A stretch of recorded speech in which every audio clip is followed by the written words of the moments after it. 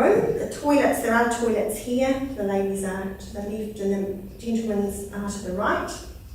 And after Fletcher has given a talk, we'll do a question and answer session. Could I please ask that nobody starts charging in with questions during the speech? We will keep them to the end. So would everybody please give Fletcher Tabuteau a big welcome.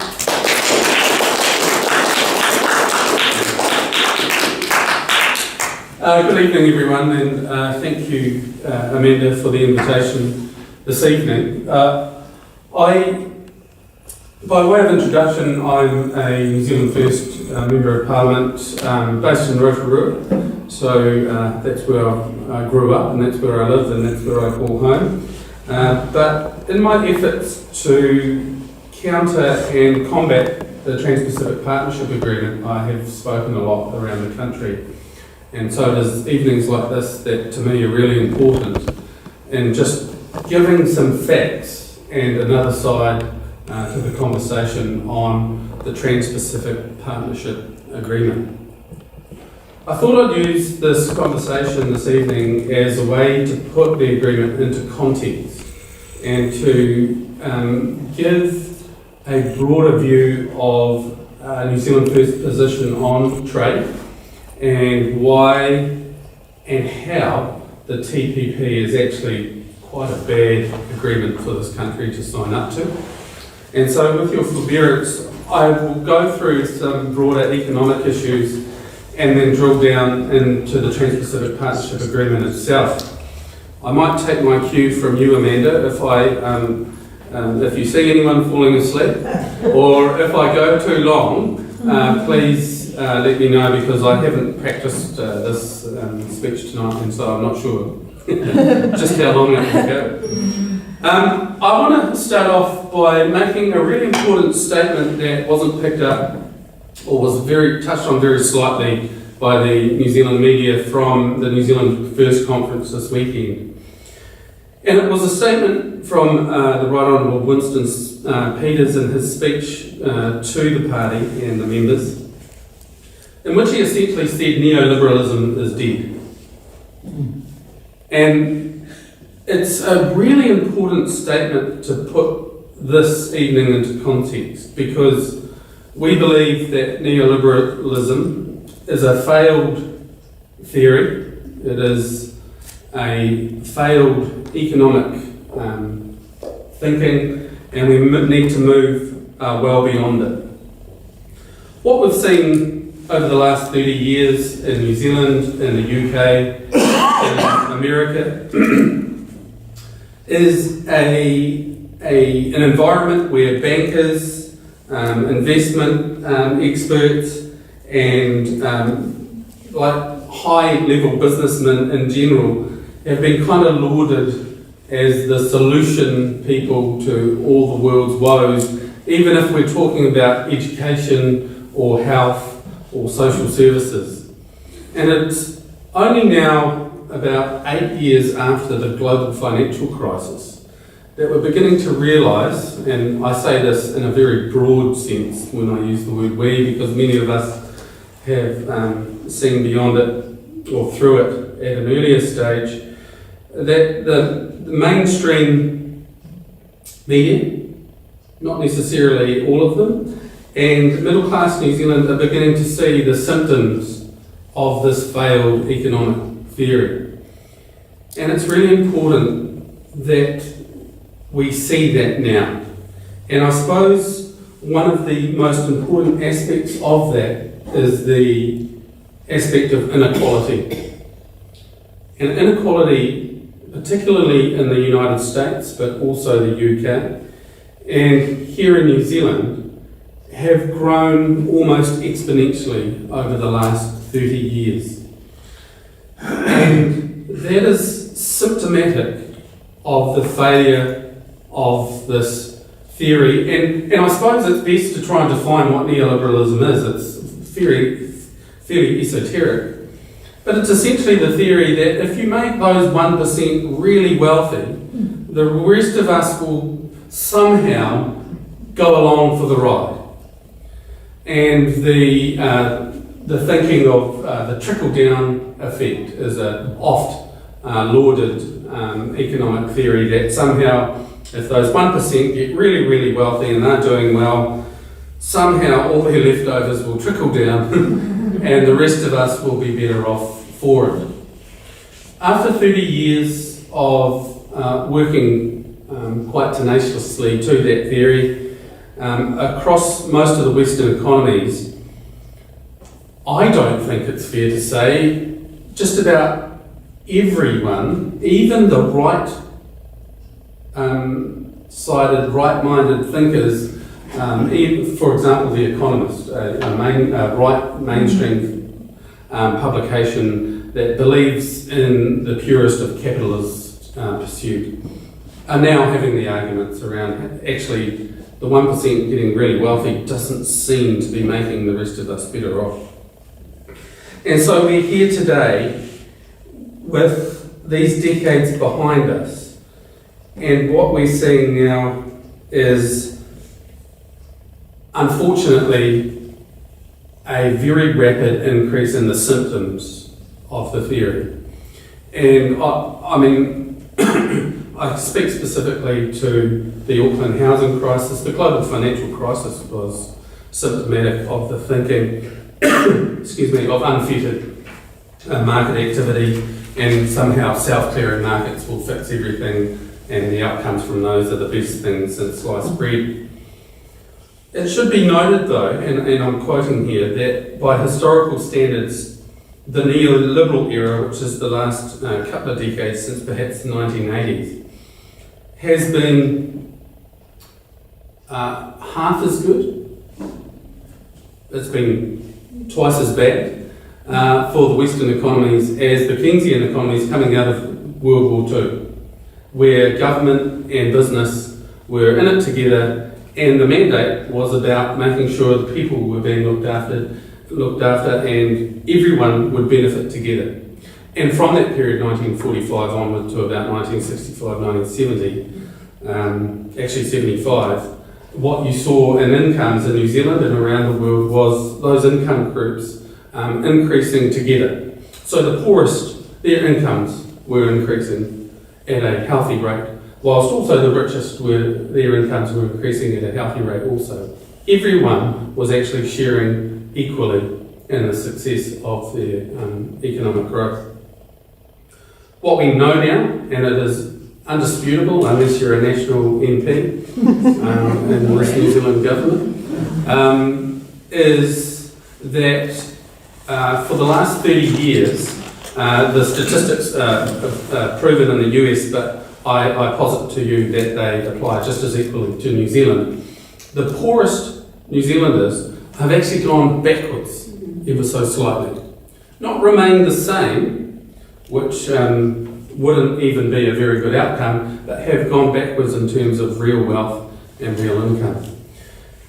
And that's unacceptable in New Zealand First's mind and in the minds of, and I hate to use the phrase everyday Kiwis, because we are a society that doesn't believe in this hierarchy where we can't talk to our Prime Minister and give him a nudge in the shoulder and say, hey, it's not working. We do believe that everyone is created equal, and we should do our best to help everyone as they go through their lives and bad times affect them, whilst lucky ones like myself, I haven't been sick yet.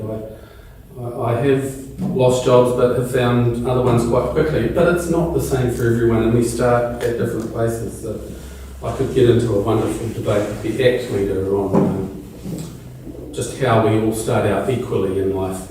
Yeah, very frustrating.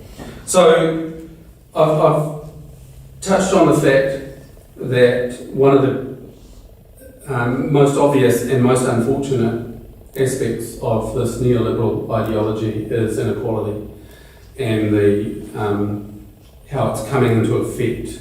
The symptoms of it now are very tangible. What I put to you, and I'll get to the detail shortly, the TPPA and the TTIP, which is the US European equivalent, are an attempt to solidify the kind of hold on capital that the very wealthy have, whilst at the same time trying to undermine the resource that is human labour. You and me, basically, and trying to keep the cost of that low in this eternal drive to create growth and create ever greater margins and profits for large companies. So, a little bit more detail. I suppose hyper-globalisation has, and I said it before, stacked the system in favour of capital against labour. It has been a competition. Excuse me. And this is the point. I really want to make this clear. So, at the moment, most New Zealand businesses are still kind of small, maybe medium enterprises. And New Zealand First adamantly wants to do everything we can to support small, medium New Zealand business, owned by Kiwis, working hard, trying to do their best. But what we see with the likes of the TPPA is an empowerment of those kind of super corporates who are not necessarily Kiwi firms. The only firm I can think of who could possibly benefit from the TPP is Fonterra. And actually, if you look at the trade elements of the trade, and it's not a trade agreement, of the investment partnership itself, dairy is explicitly, it's in my future notes further on, dairy will benefit by 0 to 0.1% in terms of actual trade gains, in terms of the reduction of tariffs. That is the true benefit from the TPPA, which is to say no benefit at all.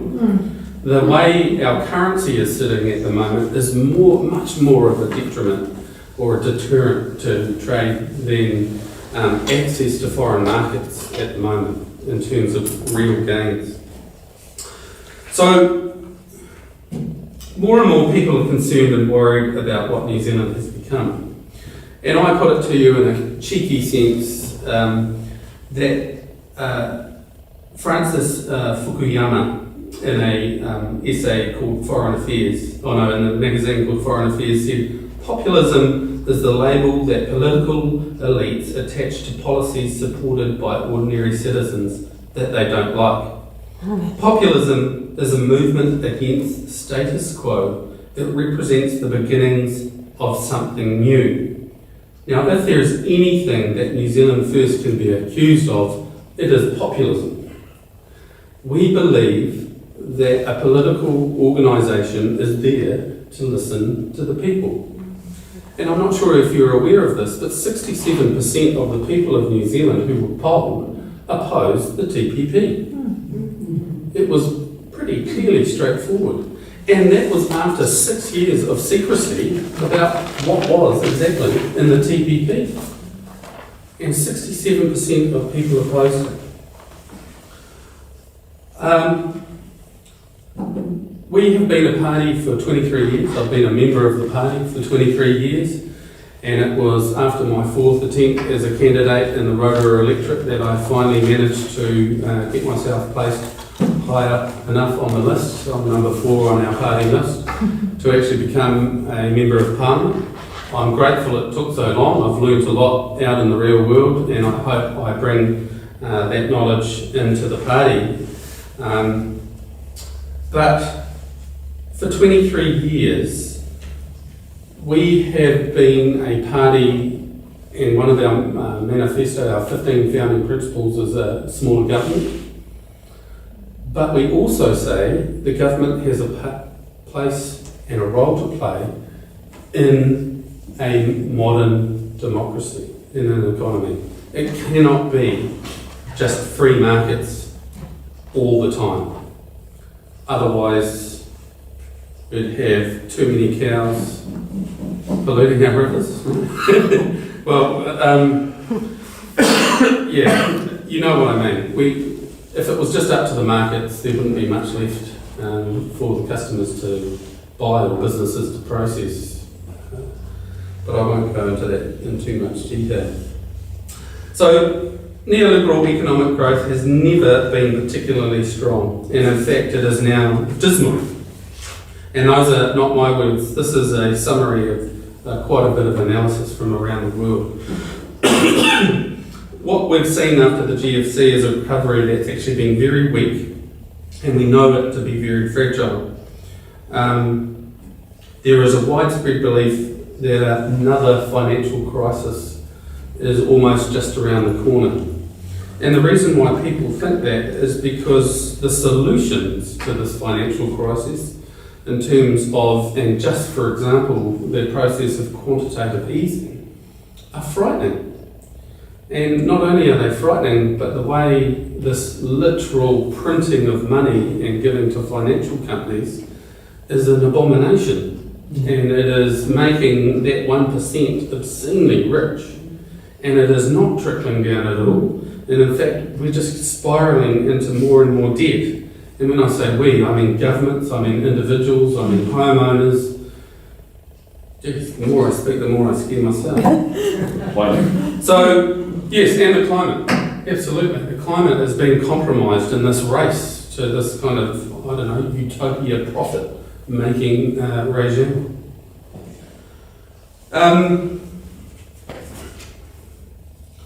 So, National seems to have little understanding that this neoliberal ideology is in its death throes.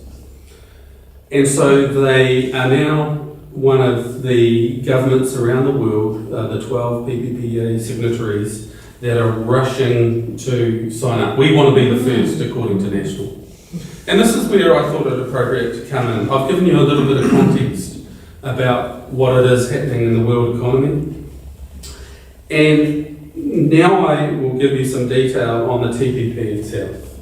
And I make no apologies, there's a lot in here to talk about that's wrong, that is simply bad for New Zealand. So you'll forgive me if I do go on and into a little bit of detail. For the last 7 years, to put it in context, National has been negotiating the TTIP and they have been doing it in secret.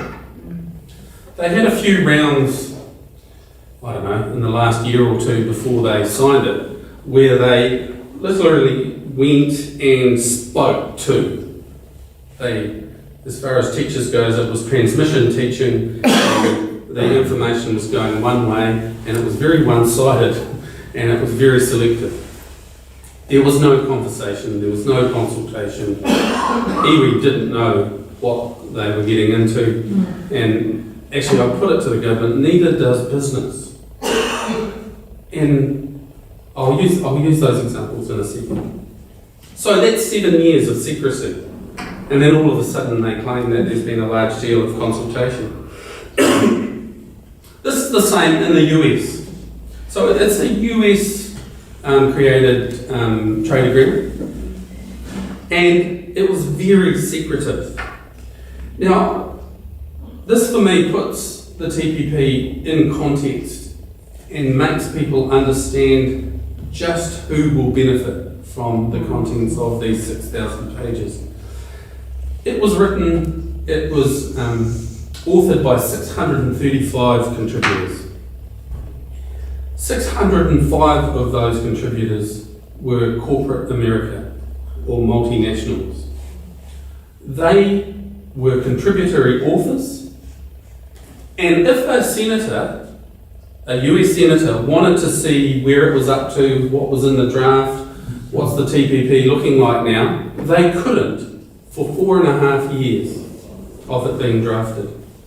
And then when these authors finally thought it's probably at the stage where we should let somebody look at it, they said, yes, senators, you can have a look at it, but you can only look at a physical copy.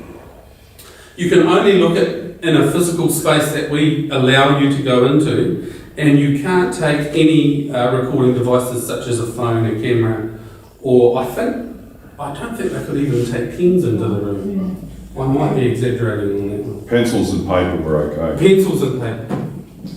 So does that put it into perspective for you on who wrote it, who was in control of it, and I put it to you, who will benefit from it in the end. So what was happening at this end was that all Grocer would do would come out and say, this is a gold standard trade agreement. And trust me. I think he literally said, trust me, at one stage. So we were supposed to simply trust the Minister for Trade that this would be a gold standard deal. When we actually saw some of the actual trade elements, many Kiwis and many businesses, and actually Dairy NZ, choked on their wheat bills. They've almost retracted it now, but at the time Dairy NZ pretty much said that we shouldn't sign it. Fonterra said if we can't make it any better, we probably shouldn't sign it. They've all gone back on saying that now. And both Dairy NZ and Fonterra are huge supporters of the TPP. Even though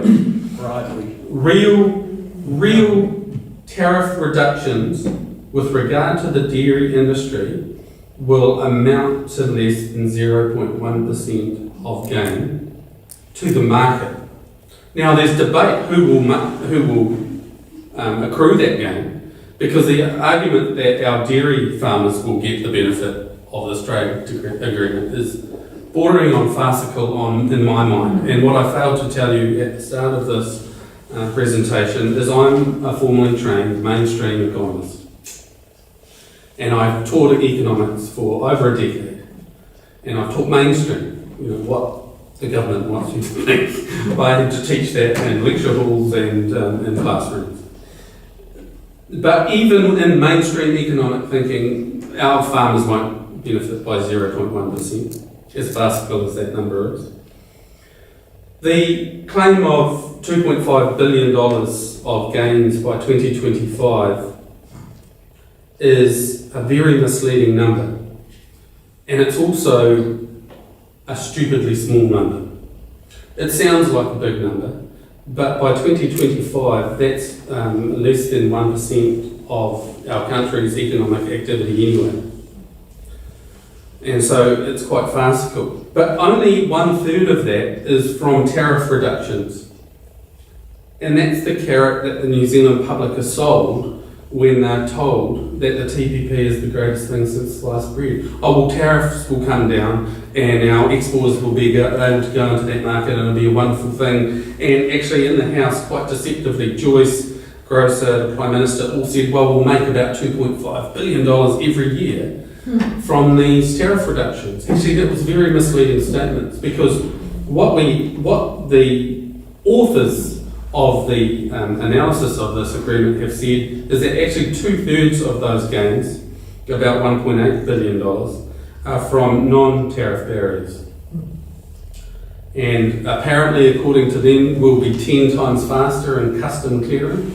The banks, which are foreign owned anyway, will somehow become hugely more efficient in processing transactions and allowing the flow of money investment into New Zealand, which is almost unfettered and bordering on obscene as it is anyway right now.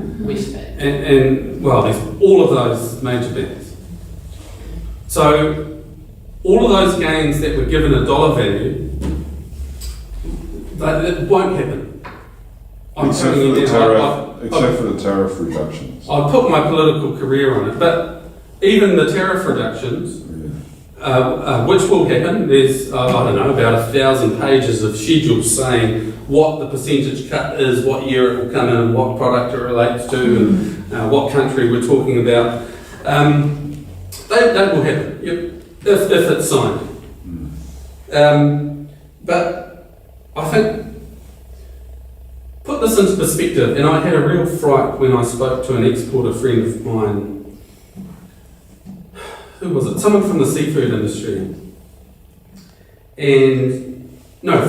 Forestry. And they were saying that in their discussions with Trade and MB, Ministry of Business, Innovation and Employment, in their discussions with officials were saying, oh, well, our forests just aren't that competitive compared to the rest of the world. So we probably should just let foreigners buy them up and munch up immature trees and sell them off as pulp to the rest of the country. Never mind local production and and value added and trying to make some money.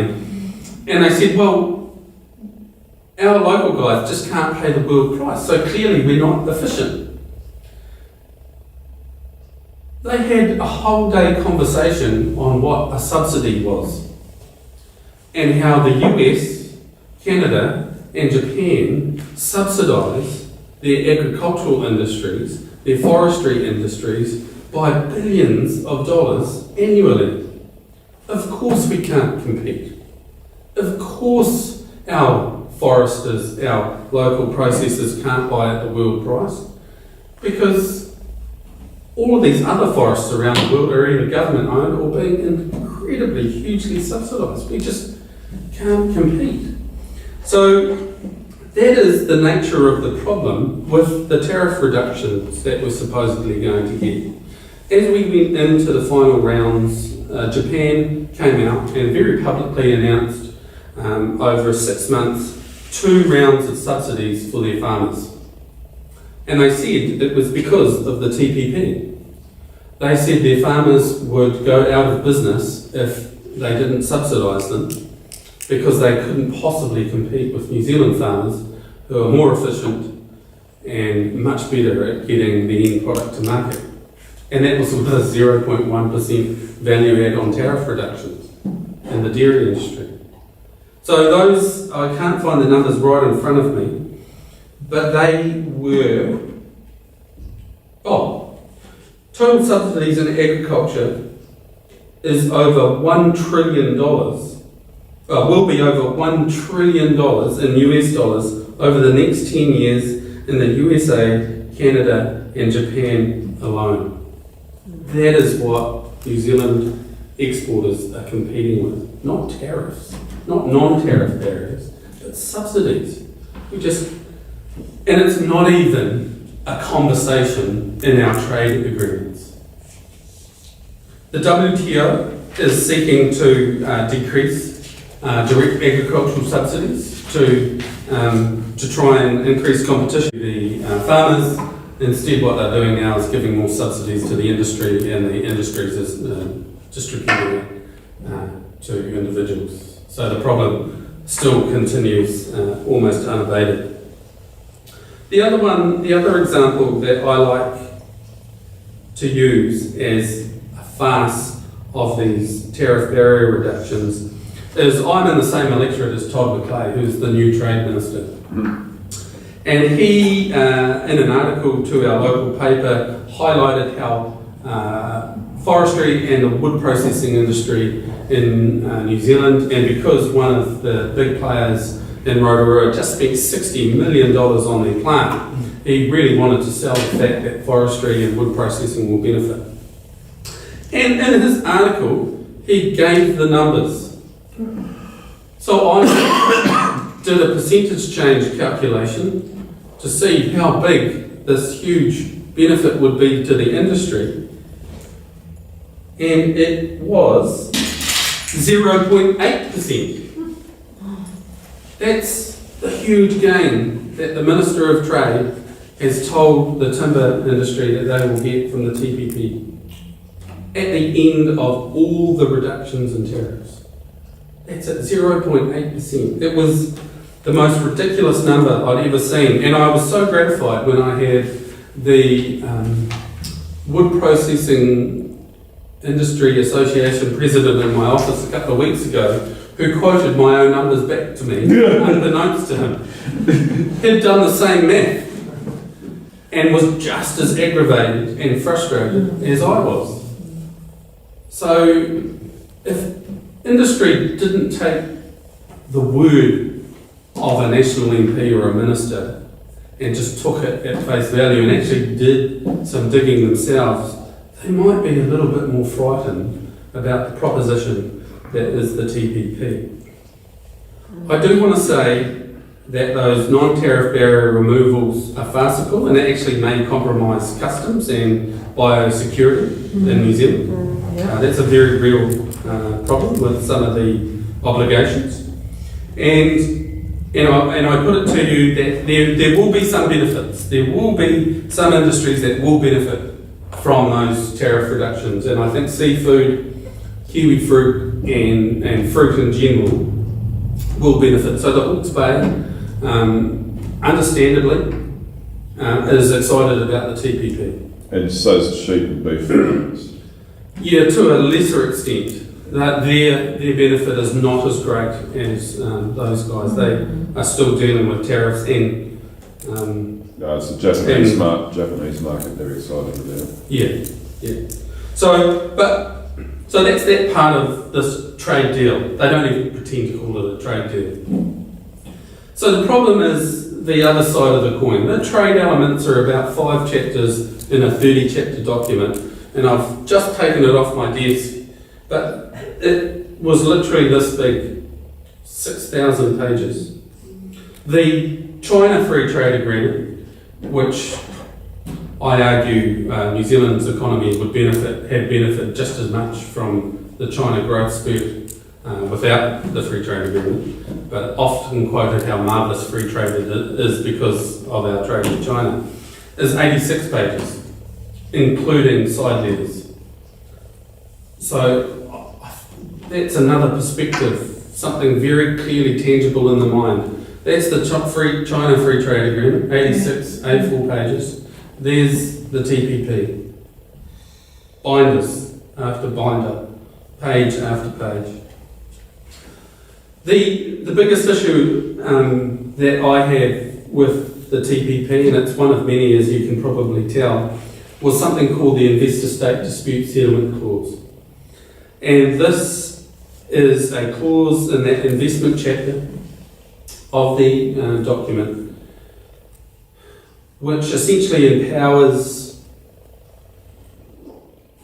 corporates to sue governments. Now, when I have conversations with some big New Zealand corporates who are probably still looking forward to the TPP, they got a bit of a fright. Because I said to them, for example, the Chinese milk processing plant, it's plants, plural, that are being built up and down the country. We can have another night about the definition of investment and how they might benefit the economy, but let's say they are good for the economy and everyone's a winner. But the government, if it made a law on, I don't know, waste processing and an environmental law, and milk plants had to do something to improve their process that would cost them money, I put it to Fonterra that Fonterra would have to like it and lump it, because that's the law. And you have to do as you're told, because we think the environment's important. And they said, yes, that's right, we do. We sometimes try and fight the law, but yeah, once the laws are in, we in the main do as we're told. Well, I said, your Chinese competitors probably won't. And they looked at me. And I said, well, under ISDS, and get this, if there's a perceived loss of profits, not an actual loss of profits, but a perceived loss of profits going into the future arising from legislative change, the company can sue. They can sue the New Zealand government, they can sue the New Zealand taxpayer and say, you're going to make it harder for me to do business, I'm not going to make as much money, I'm suing you. That is literally what ISDS empowers these foreign corporates to do in New Zealand. It is just mind-boggling. And I could use cases from around the world. Maybe Greg can tell us at the end, because he's very much into the detail, but the one I use at the moment is the XL pipeline, the Canadian oil pipeline that was going to go through the US down through to California. So, to the best of my knowledge, there was no formal contract signed. But Obama came out and said, look, actually the threat to the environment's a lot bigger than we initially thought. It's probably not a good idea. We're not going to sign the contract. So they hadn't signed the contract. But this company had sued the US for $15 billion US dollars because of lost profits. And there are examples around the world of mining companies doing the same, suing because environmental standards were placed on them. And they won, and to the best of my knowledge, some of them continued to spew out toxic waste into the environment, but they were compensated. Cow shit.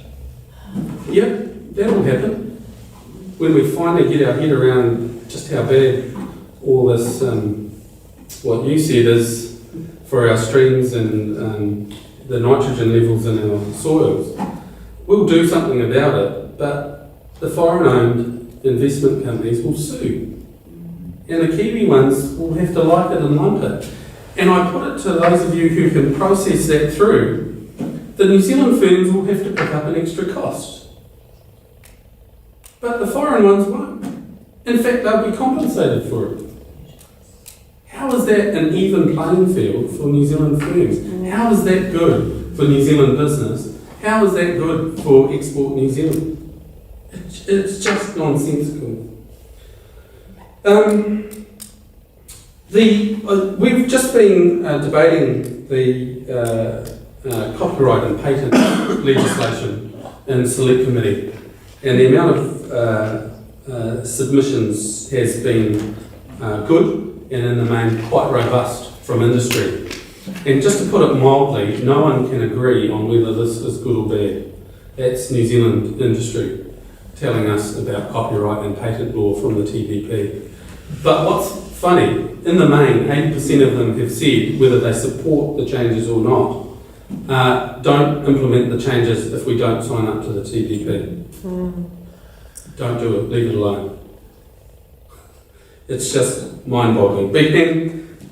And the government may argue that Pharmac will continue its operations as per normal, and there's some aspect of agreement, but they have to be more transparent by law on their decision-making process, have to write reports now and give them to the big pharmaceutical companies. You can imagine the court cases arising from those, from the most litigious nation on earth, where most of these biologics are created now. It is going to cost us dearly. In that case, I may be, there's no definitive proof, but you just look at the scenario and apply some common sense to it, and it's going to cost us dearly. So, in an attempt to minimise the worst parts of the TPP, I actually wrote a very simple piece of legislation. I think it might have the world record of being the shortest piece of legislation ever written in New Zealand. And all it said was our trade agreements shouldn't have ISDS in them. And in the main, that would have got rid of a lot of the really bad stuff. But it's still a really dumb, really bad trade agreement. What Australia have shown us now is how bad the China FTA was as well. They've just recently successfully renegotiated with China, and it's infinitely better than the New Zealand one. And we're supposed to have most favoured nation relationship with China to say any benefits that your other trading partners get, well, then we get them automatically. But it hasn't happened. And in fact, it's quite scary how when they sell us dodgy steel and we even talk about having an investigation into it, they threaten our entire dairy industry. It's just unacceptable. And so Winston just got angry about that and came out publicly on just how we cannot accept those kind of relationships with our trading, so-called friends and trading partners. It was just huge retaliatory measures. And you saw what happened, National got scared. Nothing's been done. And this is steel in our highways. How safe is that? It just boggles the mind. They don't care. No, they don't seem to care care. about New Zealand. No. We're on a plate boundary as well. Well, that's right. That's right.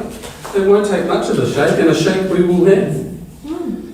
I have skimmed through a lot of the detail, but I did want to finish on some detail here about the TTIP agreement, which is the Transatlantic Trade and Investment Partnership, EU-America.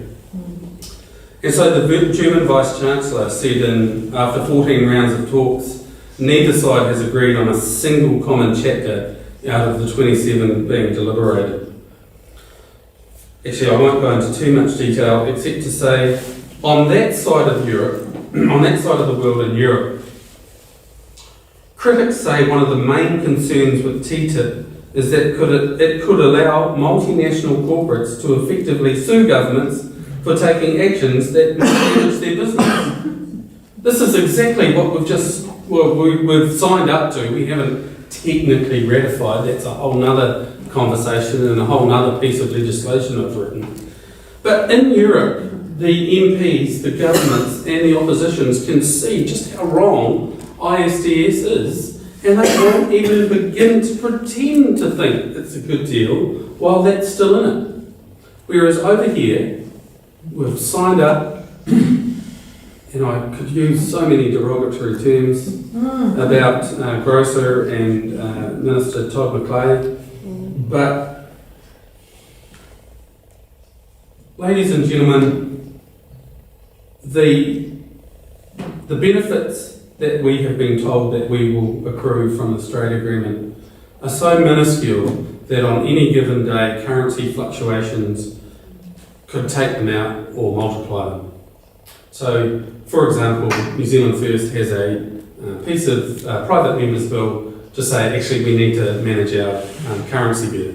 That would be much more useful to our exporters.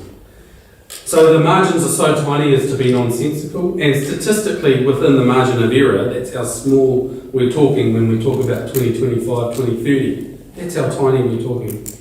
And what we are signing ourselves up to, and government has the kind of ostrich head in the sand approach to it, is we've never been sued before, because we do have ISDS in some of our trade agreements already. We've never been sued before, so it's all right. We'll be fine. That's literally the argument they're giving. Imagine if New Zealand First did that. The backlash from the media would be huge. Don't worry about it, it's fine, it's never happened before. It would be just phenomenal. It would destroy a small party like us if we said, trust me, it hasn't happened before, so it probably won't happen again. Never mind the facts and the reality around the rest of the world.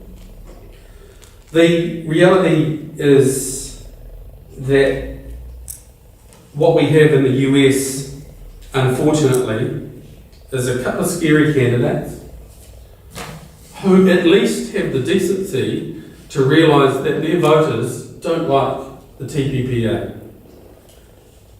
So Middle America is just sick and tired of these big trade agreements because they can see the icons of American business like Nike, for example. Nike might have, a couple of hundred staff in the US who are basically the marketing team and bosses, and even their finance, their accounts, their production are all sourced out of the US. There isn't a shoe made in the US. And I think actually their marketing team might be outsourced as well. So what's in it for everyday people? And I said to you during my contribution here tonight that there will be some who benefit from the TPP in New Zealand. And I think there will be. I think the 1.5 or whatever it is percent, no, it was less than that, 0.8% gain in trade from the TPP is an exaggeration. But I think some industries will benefit. But I put it to you, and this is why I thought a bit of context about neoliberalism is important. One of the biggest problems in the world today is inequality. And I say without a spirit of doubt, and in the strongest voice I have, the TPPA will continue to grow and multiply inequality in New Zealand. There is absolutely no doubt about it. There will be a few who benefit, and it'll be, that label of the 1%. But independent research from around the world, from trade academics, have said that there will be job losses in New Zealand because of the TPP. This is several research papers.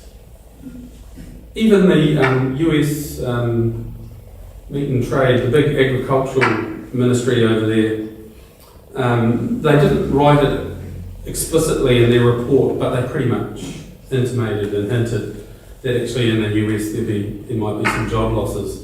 Some of the reports said 400,000 job losses in the US from the TPP. No wonder Middle America hates it. And so you've got Trump talking about, big corporates investing everywhere in the world except the US. And I think we'll see that here in New Zealand.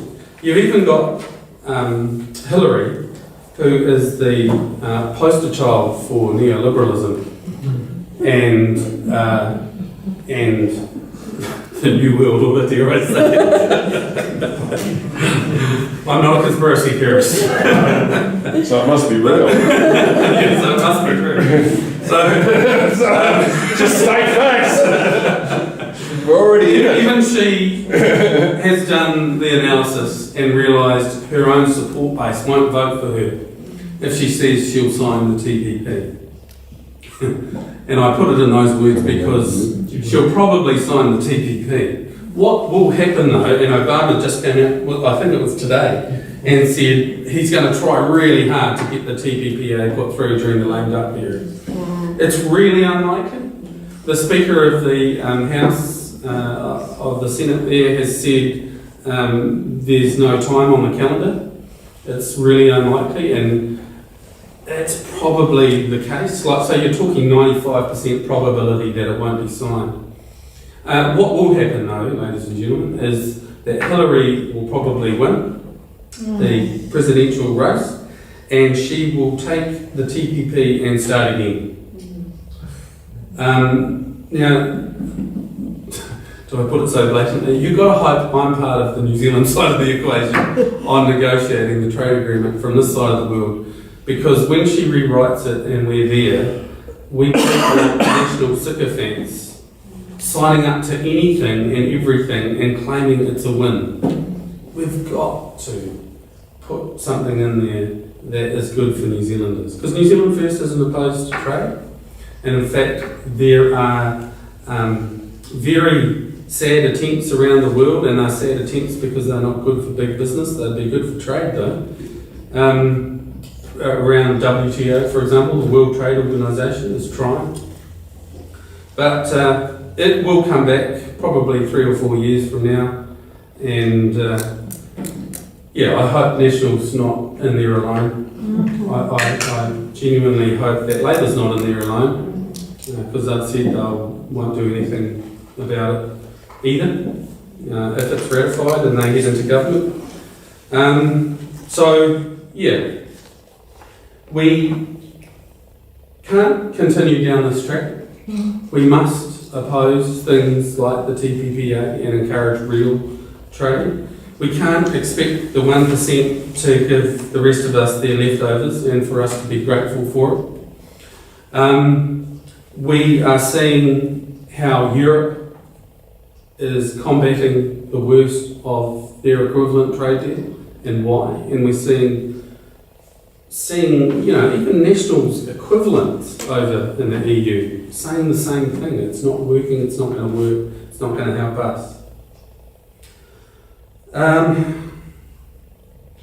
suppose in ending, I would like to see a government where, businesses need to make money. There's no doubt about it. Profit's a good thing.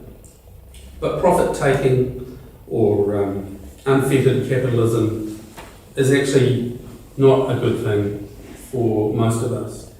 And in a New Zealand going forward, we need to put people first, the environment first. And then once you've had those conversations on how that's going to work, then we set up the playing field so businesses can go out and compete against one another and try and make lots of money and rah, rah, rah. But actually, unless people are being looked after, then what's it all for, really?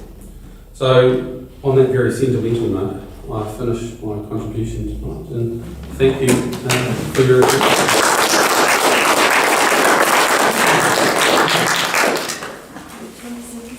I have time for questions. Yes. The natural capital, you talked about worker people capital, but the natural capital often doesn't figure in economics.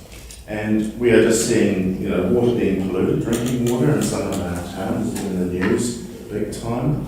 And this race to the bottom for profits with no subsidies, I fear what was once a pristine environment is going to be so polluted, everybody will be sitting, will be trapped. Some of the rains, water will be foul, and we will lose all that natural capital of our once pristine environment.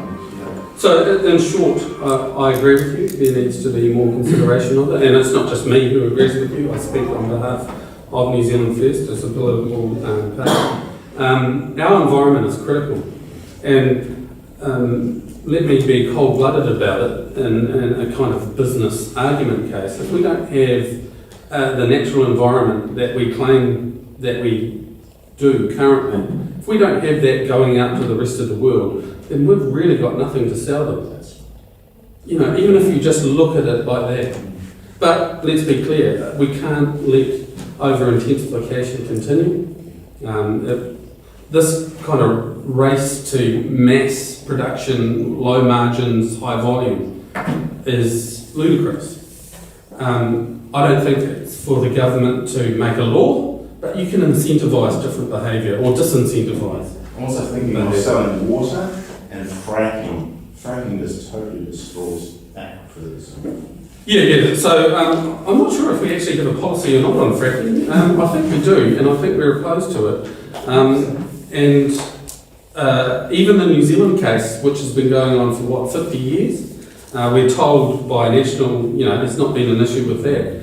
Actually, when you look at the detail, there's been quite a bit of negative side effect with fracking, even here in New Zealand. What was the other part of that?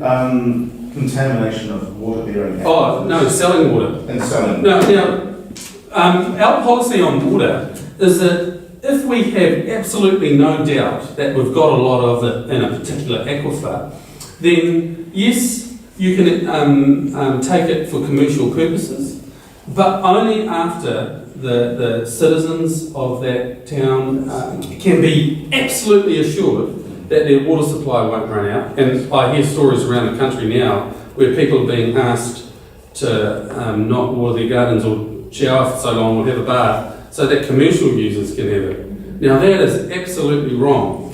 But if we have, without a doubt, knowledge that that aquifer is so many billions of cubic metres, yes, you can take the water out, but if you take it out of the country, you're going to pay us a huge tariff. Yeah. I'll go. Ratification process, and if there's any chance of us doing anything to stop it happening now. So I have a piece of legislation, a private members bill that I've written, an attempt to turn the ratification process into an actual ratification process. Because at the moment you are told that it must come before Parliament, it must be ratified by Parliament, we must enable the legislation, and once that's all done, it's ratified and we've entered into the agreement. Actually, the Executive of New Zealand have signed the trade agreement, and that's pretty much the end of the story. Most of the legislation, enabling legislation, could be done through regulation, not laws, and a few changes of procedure. They do need to change a few things, but really and truly, with the majority that National have as well, what is it, 1 or 2 votes, the Multi-Party Act and United Future, even with the enabling legislation, they have the majority. They actually have it in select committee as well. There's a whole half an hour long conversation about how the select committee process was abused in the TPPA process here in New Zealand. It was an affront to democracy, and I'm not exaggerating. It was an affront to democracy. And this ratification process is bordering on farcical. So I've written legislation which essentially says actually Parliament must decide, which is what we're told will happen anyway, but it's not. So my legislation basically says Parliament must decide, and only with Parliament's consent can the executive sign a trade agreement on the country's behalf. But it's already been signed, so it's. So what use is it of us protesting on Saturday? Well, don't underestimate the power of the people and protests. I mean, that's what's working in the United States. That's why both of the front-running candidates are too afraid. Hillary's too afraid to say she'll sign the TPP. And we can still put that pressure on the government, absolutely, around enabling legislation. So never underestimate it. In fact, I still say that the original document probably looked a bit different. And if it hadn't been for the hundreds of thousands of people who went around those 12 nations and protested it, it would be a hell of a lot worse. I know that's not much of a consolation, but it does add up in my mind. Those street marches in Auckland and actually Wellington as well were huge. And people saw images of that. They didn't really get much live video coverage on the news because those bloody corporates didn't want us to see just how big it was. But the still images of the protests are amazing. And that has an effect. It might not be tangible in this moment, but I do believe it's going to, which is why I'll be out and about. So Fletcher, as the New Zealand people, there is a chance to stop it, to stop TPP. Yeah. Because the average person, like I was talking to people today, and they're going, oh, but it hasn't been signed, it's not going to happen. Yeah, what they're relying on is the fact that Clinton and Trump won't sign it. Because But so it's still going to, is it going to go through, or just what's so from the perspective here in New Zealand, like now? Yeah. the enabling legislation is going through. We just did the select committee process on the So how can we stop it? How can we stop it? Well, what did I say? Are we recording?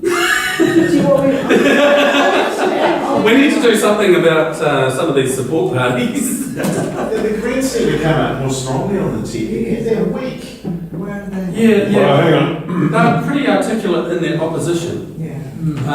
Unfortunately, Labour. Kennedy is, I don't know, not the people's politician kind of thing. He's a very good man, is Kennedy, and a great mind. Russell Moore said heaps, but since you Yeah. And what's going to happen is Barry Coates will come along, and even with the video recording, I'll admit how much I respect a lot of what Barry has to say, and so he'll be a strong voice for the Greens on the TPP. But, you know, really and truly, you've got Labour saying they'll support it once it's in, and only New Zealand First and the Greens saying that they won't. Yeah. One of the messages you're implying is that we should abandon the commercial media and go to the free media, which are the non-commercial media. For information. Just came from the New Zealand They're First Conference, unbalanced. and you can imagine our conversation on mainstream media. And essentially that's what we said, we can't rely on mainstream media. It's gagged and puppet, they're all just puppets. Yeah, and it's not the reporters themselves. You meet these, and they're really young now, and they don't know what questions to ask because they don't know what they're looking in context anymore. But they're paid poorly, they're overworked, and they've got editors and sub-editors who have got the word from the top, you know, be good on this, slander this. And I'm not being conspiracy theorist, that is what happens, and some of them will tell us. They'll admit it to us. So yes, I call them the commercial media, of course, because they're foreign owned, they're owned by your mega 1% who are creaming it. They're not trickling down, they're creaming it up. That's absolutely right. Yeah. Great. Oh, no. You go on, whatever. Right, well, of all the discussion I've heard, no one has ever explained to me why it is that National is pushing for the site. Oh, I can explain that. Yeah, I often do get that question, and so my thinking is because I don't think the majority of them are corrupt. I think they genuinely believe that 1% increase in GDP is a good thing. And that's the argument behind the TPP. Our tariffs will come down, our GDP will go up. But they also have economists, so that doesn't stand. For Well- the person on the street without the resources, but the politicians have a lot of resources. All politicians, not just National. I'm not sure I get your point there, Well, but they've got resources to do their own investigation. Is this true? well, I mean, if you can do it. what I didn't tell you Yes. was the official interest analysis Yes. conducted for the government and for parliamentarians was undertaken by the same unit that negotiated the TPP with the minister, and they gave him the nod to sign it. And then those same people, and some of them are incredibly bright, were asked, do the interest analysis. Now, do you think in any world, the person who said to the minister, sign it, it's a good deal, will come back and provide numbers to show that it's not? That is the despicable nature of the situation that we're in. There was no independent analysis done of the trade agreement. Right, but you have done an analysis of some areas. National politicians must be capable of doing the same. They're capable, but when your experts and your ministers tell you that this will decrease tariff barriers and will increase GDP, that's all you need to hear as far as they're concerned. And so they go out and repeat that mantra. And in fact, for an entire year, they were told not to talk about the TPP because they were telling some truths about it and it was not looking good at some stage there. But Bill English still has this old-fashioned thinking about GDP and it being the be-all and end-all of a measure of an economy and the state of the people in it. And it's only an indicative number. It really doesn't mean that much. So an increase in 1% of GDP in Bill English and John Key's mind is a good thing and we should do it, bugger the consequences. I genuinely believe it's the only reason I could think they would have. And the only reason for that would be because it's a bankster's world, and the Well, GDP you're implying some kind of and nasty kind of GDP would be a reflection of the amount of debt that's being created in order to sustain all of that economic activity. Because, like, you have a car accident, that adds to the GDP. Not you're fixing up your car or you're getting a new one and you're fixing up the body, plus all the activity of ambulances and the hospital and all the rest of it. It all costs money, so it all adds to the GDP. So, from that point of view, war's a really good thing. You know, you waste a heap of resources, right? And so, from that point of view, and given that John Key is bankster, and at the same time, banksters were inserted in a number of other, as leaders in a number of other democracies around the world, you can see a larger, if you like, project underway, and we're just suffering the consequences the same as France and Italy and various others. Okay? You don't And they follow that ideology. You don't necessarily have to subscribe to, you know, the banks taking over the world, which isn't the most ludicrous thing you'll ever hear today. Well, they have. But the education of most of these young guys who are advising is this neoliberal concept. And so in their minds, this is how it works and this is the only way forward, and it's not. I didn't actually realise that it's still being taught as part of finance exams. Yep. But just to carry on, I went to this trade policy strategy refresh meeting yesterday in the Intercontinental Hotel, where Todd McClay and David Walker were presenting, and that was filled, like it was a room similar size to this, filled with business people, and there was only 2 public interest representatives. That was myself and also Louise Delaney from the Public Health Association. So I intervened from the point of view of the terms of reference weren't broad enough, okay, which they're not. So, I mean, we need to get our heads around what's happening in that trade strategy, or trade policy strategy refresh. And did they bring a report to the select committee about what they were doing in terms of the refresh? And I don't have to report to the select committee. okay, so that's interesting. You could ask questions. Yeah, we can ask them to report to us. Yeah. But and you can ask them to broaden out this. I'll talk to you afterwards. Yeah, but they don't have to. Yeah, I know, but I mean, we're a parliamentary group. They're the government. Yeah. Are there any other questions? Yeah, sorry. Can I make just one comment about neoliberalism? Yes.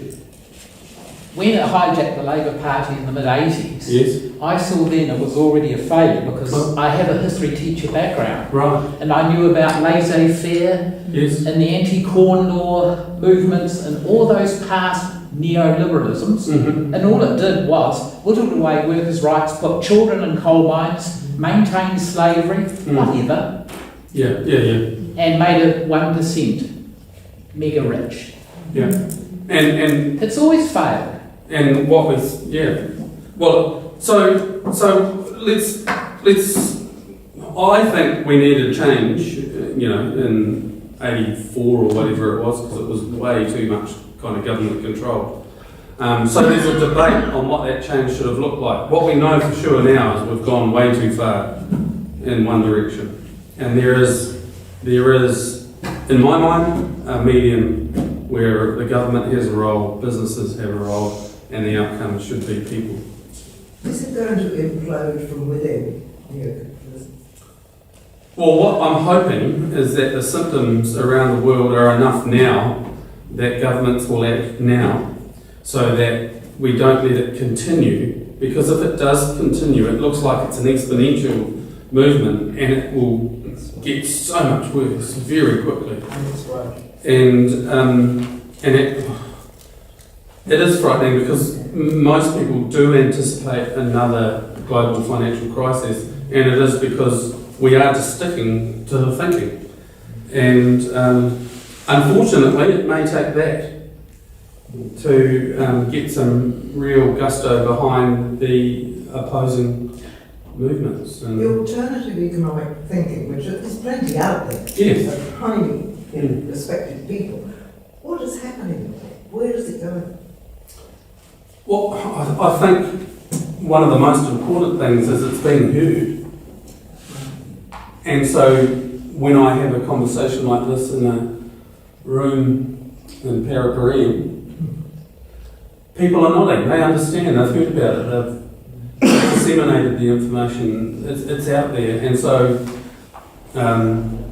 it's what we do with it now. And it's not a party political broadcast, but people make a choice. Yeah. I think the end result of this process, if it's allowed to continue, is catastrophic climate change, and most of humanity will perish, along with all the kinds of life forms that we enjoy. It'll be the end of humanity. We'll go back to the Stone Age with a few survivors. That's really... They'll have lots of money though. Yeah. How many years before this happens? But it just all sounds very gloomy. It does, doesn't it? Yeah, it's just gloomy. But I mean, see, in a lot of the work I've done, I've taken a lot of direction from the politicians of Europe. So you see a group there who understand, hold on, this isn't working, and we need to do something about it. Unfortunately, there are groups that are going too far, in terms of, say, anti-immigration, which you might think New Zealand First is a proponent of. But we're not anti-immigration, we're controlled, managed immigration and acknowledge skill shortages and a need for people. But, you see some of this coming up, especially in Europe, of racism and things like that as a way to... I was reading an article today about you're either got the drawbridge up or the drawbridge down, and the whole movement's around being insular or being the globalist, and it seems really like an extreme dichotomy to me, but it seems to be a fair statement around what's the solution going forward, and unfortunately the debate is being insular or being globalist rather than, well, what's the combination of both? Greg? Just to answer the question about what to do about it. Do about what? TPP and the thing. Oh, yeah. Because I think that's my specialty. What to do about things. So we've been fairly consistently approaching our local democracies, our local councils, and getting them to get engaged, because you get a whole lot of people involved. If you get a council involved, you've got all the politicians in the council, you get the people behind the scenes, the planners and all the rest of it, plus the staff, okay? And also you get a bit of media from that. So we've been successful in doing that with a number of councils, larger councils, including the Kapiti Council. All right, so we've got another project coming up, which is the TPP free zones, right? Similar, okay? Now, local government's been smashed by the federal government in relationship to the Local Government Act. So the current local government amendment bill, number 2, right, just been processed through the select committee, and that's about the local government commission, so that's an appointed body from the government, tells local councils that they have to put their assets into council-controlled organisations, or tells them that they need to move towards an amalgamation. All this arbitrary bullshit from central. Now, never have I seen so many local government bodies up in arms to the extent that they are currently. And a lot of... So these guys, New Zealand First had their conference down in Dunedin, but a month or 6 weeks ago, Local Government New Zealand had their conference down there as well. 97% of local government members to their AGM, so that you've got to be appointed to it to vote, right, supported a resolution telling the government to shove that legislation right up their arse, right, in slightly politer terms. Okay.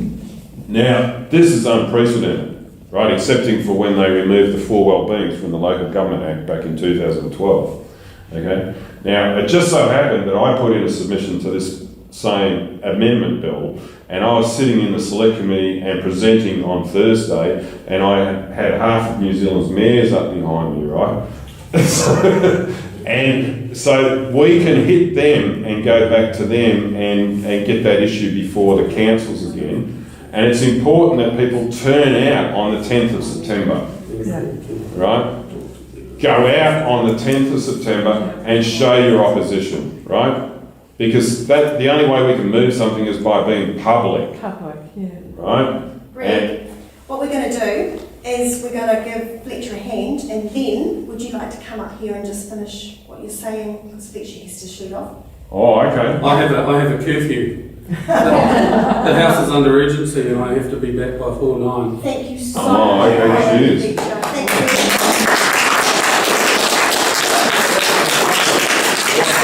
What horrible thing are they going to do under urgency? They're doing the